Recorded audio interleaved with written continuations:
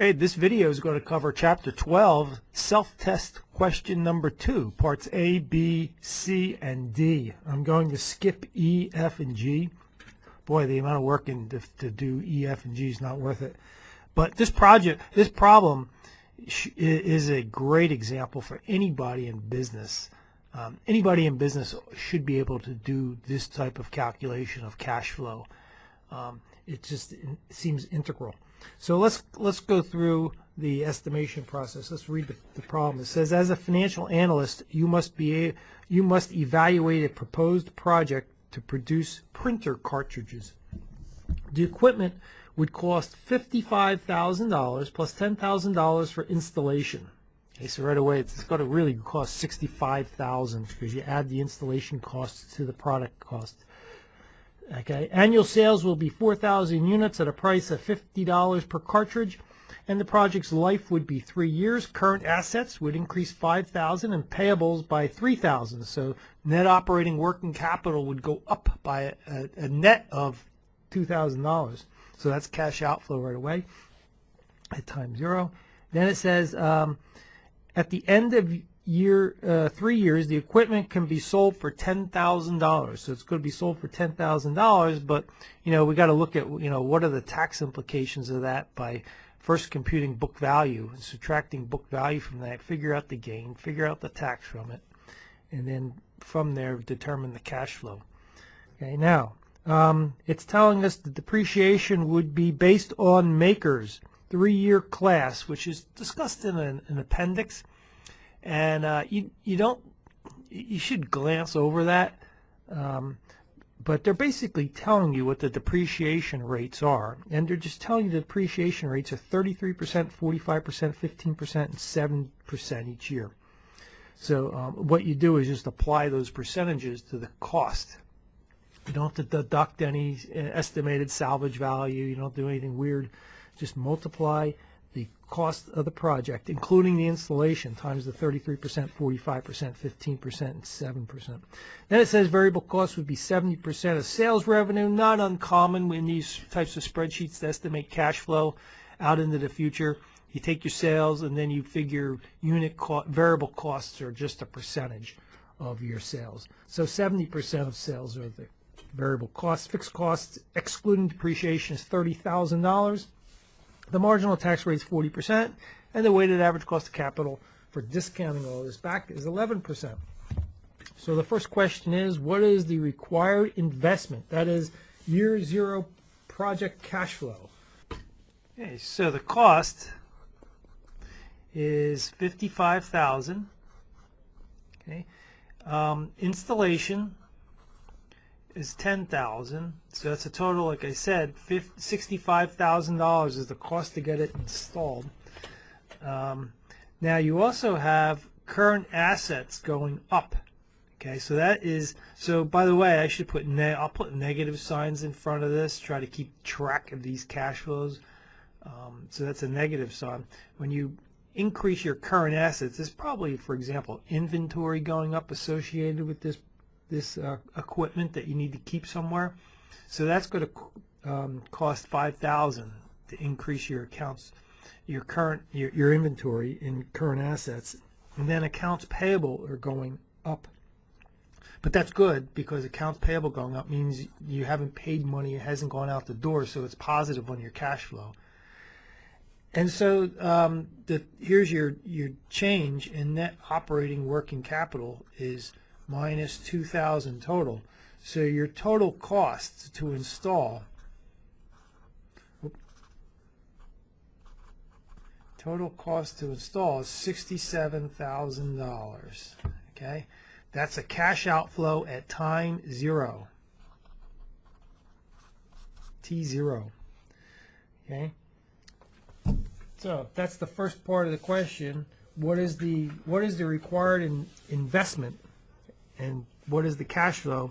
It's going to cost you $67,000 times 0. Then part B asks, what is the annual depreciation charges? Well, I'll do it over here. So, okay, this is the costs. So depreciation.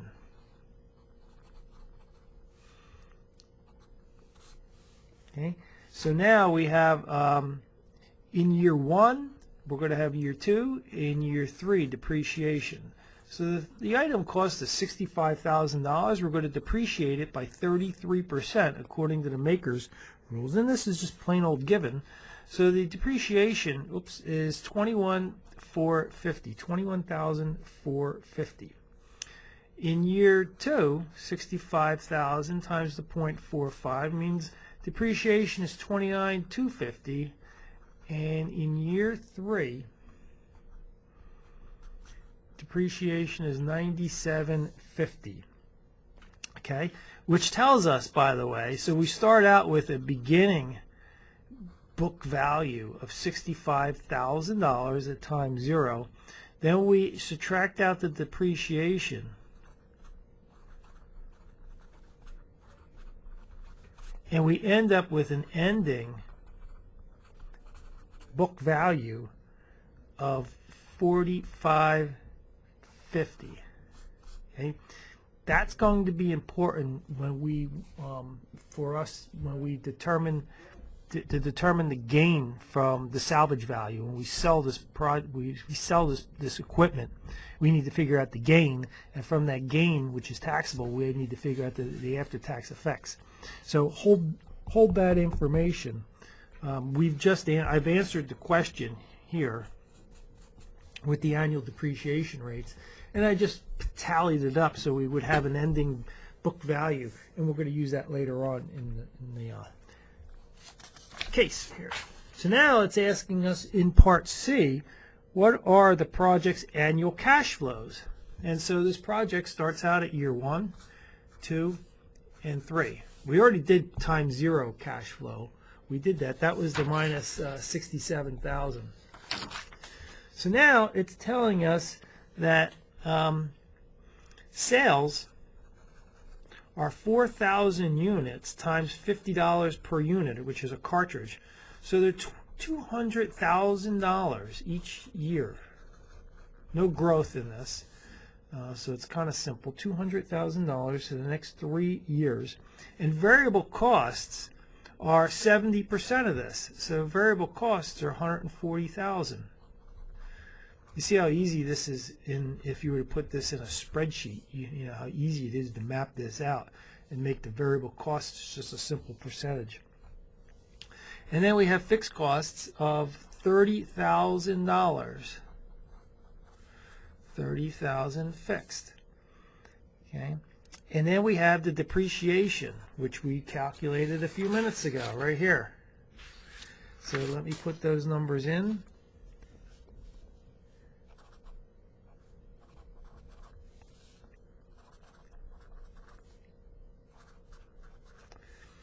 Okay.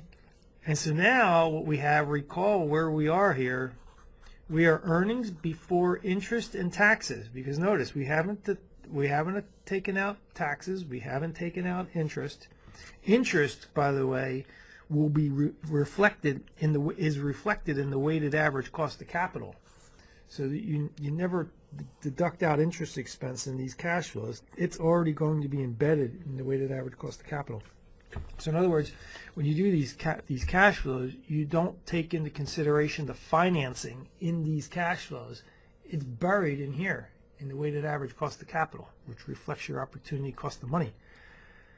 Okay, so that is your IBIT now here is 8,550, 750, and 20,250.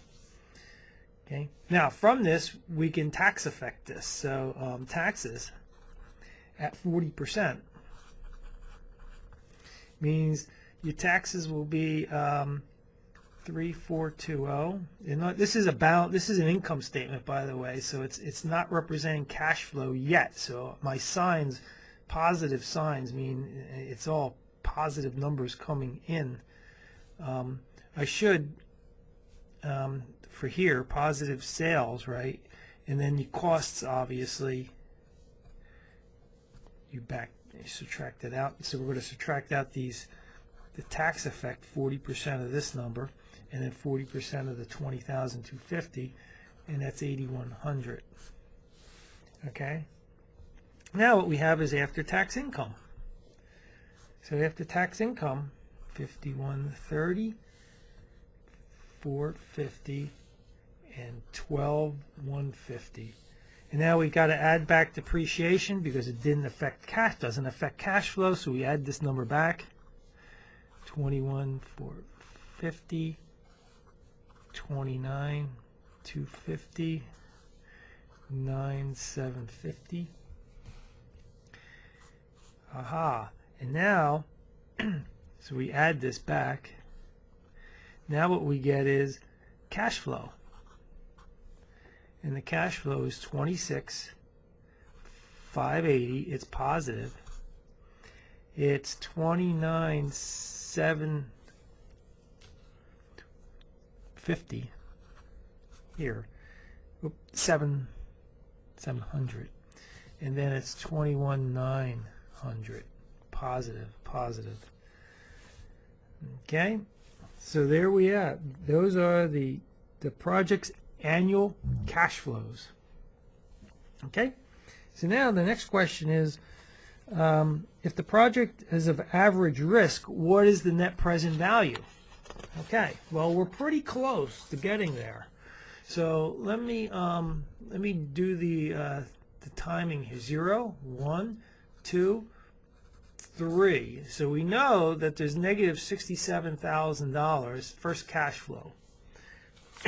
Then we have in year 1, so this was the cost, and including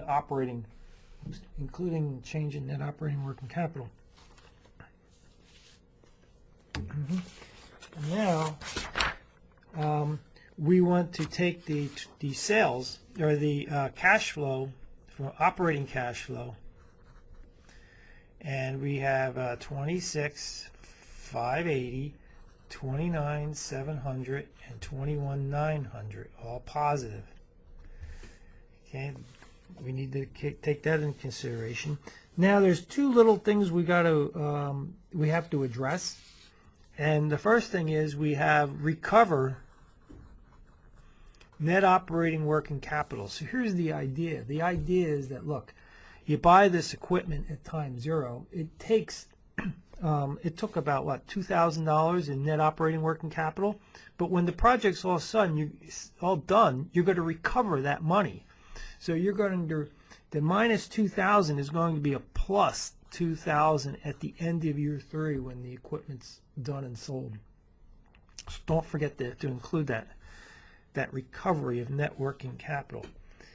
Okay, now the very last thing we need to do is we need to figure out after-tax salvage, and we're pretty close to doing that. The according to the problem, I'll do this calculation here. We had sales of $10,000 for the equipment in year 3. Now we calculated the book value a few minutes ago to be $4,550. This calculation, that's the book value. So what it tells us is our gain is $5,450. That's our gain, and gains are taxed by Uncle Sam, so the tax rate is 40%. So the tax on this is going to be $21.80. So when you're all said and done, your cash flow, this is cash sales, but you're going to have to pay taxes on it. And so your net after-tax cash flow from sales, from the sale of the equipment, is $10,000 minus $21.80 for the tax bill. This is the tax bill. And so that's $78.20. We need to add that in as $78.20. Okay? And so our cash flow in year 0 is 67, negative 67,000, positive 26 grand, positive 29, almost 30,000. And then here, the total effect here is a positive 31,720 in year 3. Now what we want to do is we need to compute the present value. This, and this. So get your financial calculator out. remember, financial calculator, and you want to go to, since these are uneven cash flows, I would use this CF button. I've already plugged it in here, by the way. I can clear it. So you're going to hit CF, and then you're going to enter this as CF0, first cash flow, enter, and then a down arrow, and then you're going to hit, this will be CO1 right here, CO1, cash flow for the first period, and then you're going to hit enter and down arrow, and you're going to remember, skip through the FO1 because the frequency will always be 1, so just leave it at the default of 1. Hit the down arrow, and then you want CO2 to be 29,700, and you want CO3 to be 31,720. Those numbers are positive. So when you get that in there, you're going to, oh, and be sure to make sure that CO4, hit the down arrow, make sure CO4 equals 0, and anything past that. You don't want to have any leftover cash flow from a previous problem that maybe went 4 or 5 or 6 years out. Make sure that that's all 0. So now what you want to do is hit, once you do that, hit the NPV button. Hit NPV, and it'll come up with I. I is the interest rate. It's the weighted average cost of capital. Hit 11, and hit enter, and then hit the down arrow, and it'll say NPV on your screen. When you see NPV on your screen, hit compute, the CPT button in the upper left hand corner. And when you do that, out will pop 424452. The net present value. And why is it net present value? Because we netted out the cost against all the positive cash flows in the future. So this is an NPV of 424452. It's positive. It takes consideration all of the costs, including the financing costs, which show up through the weighted average cost of capital. And so the NPV is positive, so we would accept this project. It's going to add $4,244 to our shareholders' equity.